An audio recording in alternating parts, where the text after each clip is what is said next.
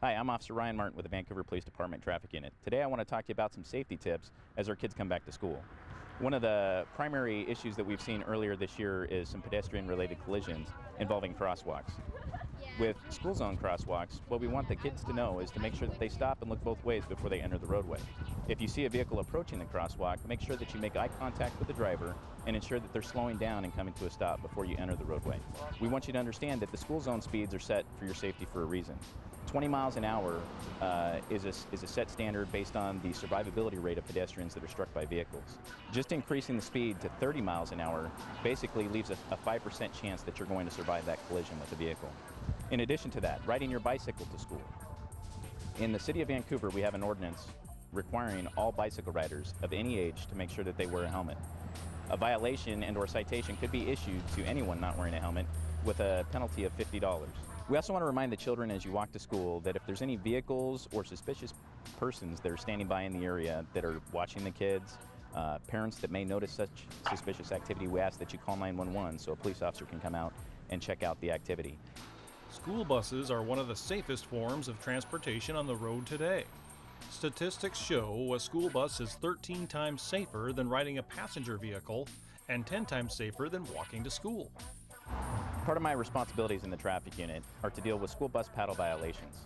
Both school districts, Evergreen and Vancouver, send me complaint forms on drivers that unlawfully pass school buses when they're coming to a stop to let your children off. This is a safety concern.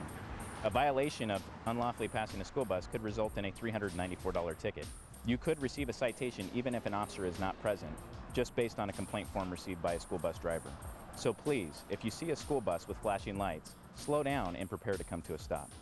Safety occurs not just at crosswalks, but inside the vehicles too.